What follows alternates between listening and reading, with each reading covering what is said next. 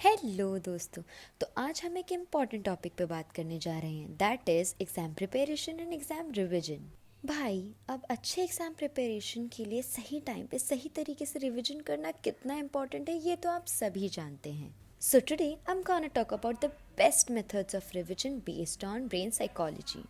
Come on, let's dive into the world of effective revision techniques and how they can make a significant difference in your exam preparation. So, the very first method is self assessment. This method helps you to assess the knowledge that you possess and helps you to recognize the weak areas जो आप revision करके improve कर सकते हैं. So, the second technique is consistent learning.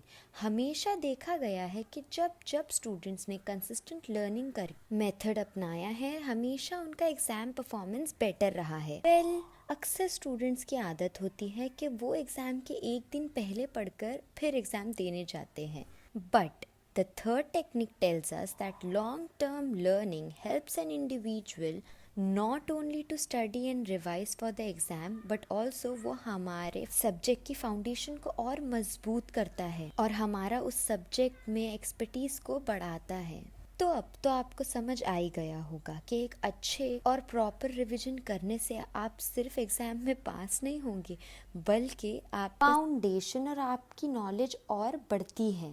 सो ये तो हो गया हमारा रिवीजन वाला पार्ट. दोस्तों, अब हम देखेंगे एक ऐसी रिसर्च स्टडी जो भूलने के फिनोमेना को समझने के लिए अमेरिकन स्टूडेंट्स पे की गई थी. स्टूडेंट्स में पाया गया कि 9 वीक्स के बाद वो नोट्स को एक दिन के अंदर रिवाइज करते थे, उन्होंने ऑलमोस्ट 75% नॉलेज रिमेम्बर किया. और जो लोग अपने नोट्स को रिवाइज नहीं करते, उन्होंने एक दिन के बाद सिर्फ 50% चीज़ों को याद रखा और 9 वीक्स बाद तो सिर्फ 20% नॉलेज को याद रख पाए, वो भी बहुत मुश्किल से. So this study proves you that the more you revise the more you remember. इसलिए रिविजन का इम्पोर्टेंस बहुत है हमारे एग्जाम प्रिपरेशन में.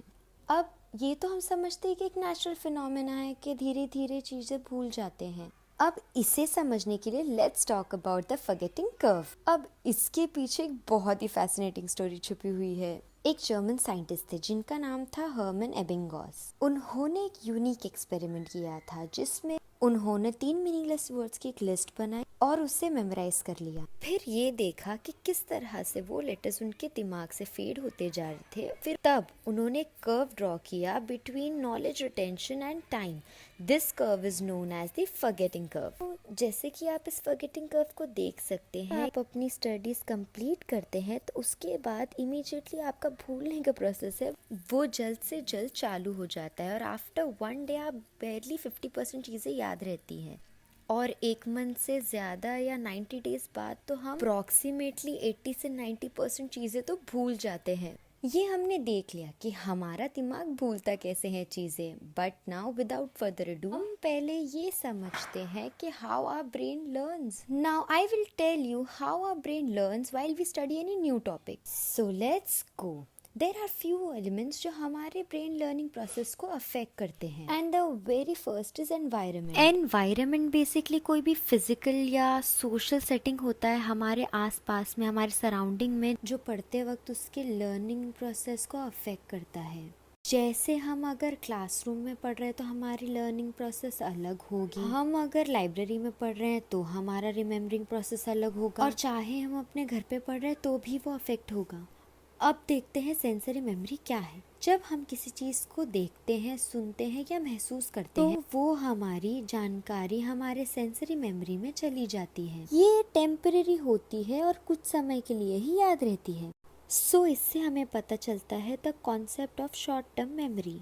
जब कोई भी इंफॉर्मेशन सेंसरी मेमोरी से आगे बढ़ती है तो वो शॉर्ट टर्म मेमोरी में चली जाती है. यहाँ पर इंफॉर्मेशन थोड़ी देर तक रहती है, फिर हम धीरे धीरे करके उसे भूल जाते हैं. अगर हम उससे रिवाइज करते हैं तो वो चीज़ याद रह जाती है, लेकिन हम बिल्कुल उसका रिविजन नहीं करते तो वो मेमोरी हमारे दिमाग से फेड हो जाती है. बट इस शॉर्ट टर्म मेमोरी को लॉन्ग टर्म मेमोरी में कन्वर्ट करने के लिए हम जब कोई इंफॉर्मेशन को बार बार रिव्यू करते हैं, उसे दोहराते हैं, उसे रिवाइज करते हैं, तो वो पीस ऑफ इंफॉर्मेशन हमारी लॉन्ग टर्म मेमोरी में चला जाता है. तो बेसिकली रिविजन सबसे इम्पोर्टेंट टूल है चीज़ें याद रखने में. अब आप ये सोच रहे होंगे कि मैंने बता तो दिया इन्फॉर्मेशन किस तरह से हमारे ब्रेन में स्टोर होती है, बट अब आप पूछेंगे कि ऐसा कौन सा मेथड है जो हमें हेल्प करता है स्टडी करने में जिससे हम चीजें भूले ना। So yes, there are some methods that can help you in not forgetting anything you have studied in your classroom, and the methods are retrieval practice, spaced retrieval, interleaved retrieval, elaboration, reflection, generation, calibration and mnemonics. तो चलिए अब हम बात करते हैं एक ऐसे method की जो सबसे ज्यादा इफेक्टिव है, वो है स्पेस्ड रेपिटेशन। ये मेथड क्या है? इसका मतलब ये है कि हम जो एक पढ़ते हैं उसे बार बार रिवाइज करते हैं, लेकिन एक स्पेसिफिक टाइम इंटरवल पे। जैसे कि आप इस ग्राफ में देख सकते हैं कि अगर आप किसी भी स्टडी टॉपिक को पढ़ने के बाद एक बार भी रिवाइज नहीं करते तो अप्रोक्सीमेटली 90 डेज में आप उसका 80 से 90% चीजें भूल जाते हैं, नॉलेज को भूल जाते हैं। बट अगर आप उस सेम टॉपिक को डे 1, डे 3, डे 6 और डे 10 पे रिवाइज कर ले तो आप अप्रोक्सीमेटली 100% चीजें याद रख सकते हैं। तो as you can see your retention curve moves towards upwards help of spaced repetition. अब मैंने आपको इतना कुछ बता तो दिया, अब आपके दिमाग में ये सवाल ये भी आ रहा होगा कि हम तो रोज रोज अलग अलग सब्जेक्ट्स पढ़ते हैं और उनके बहुत सारे टॉपिक्स, तो अब कैसे पता चले सा टॉपिक कब रिवाइज करना है? So to solve this problem we have developed an app called second brain. So, Second Brain is an app which uses artificial intelligence-powered smart revision platform which is based on brain psychology. Second Brain uses the forgetting curve and spaced repetition principles in algorithms and gives the real-time revision notifications so that the students do not forget to revise what they have studied. The students can also organize their study material at one place, क्योंकि आजकल student different platform से study करते हैं जहाँ पे उन्हें different lecture notes, PDF, practice papers, question papers सभी मिलता है। ऑर्गेनाइज करना बहुत डिफिकल्ट है, इसलिए तो अब अपना सारा स्टडी मटेरियल एक जगह पे स्टोर कर सकते हैं, चाहे वो नोट्स हो, ऑडियो हो, वीडियो हो, पीडीएफ्स हो, लिंक्स हो या चाहे कुछ भी, सबका एक्सेस आप एक जगह से कर सकते हैं। So thank you for choosing Second Brain app. पढ़ लो चाहे जहाँ से, रिविजन करो यहाँ से। More do watch a tutorial on how to use the Second Brain app.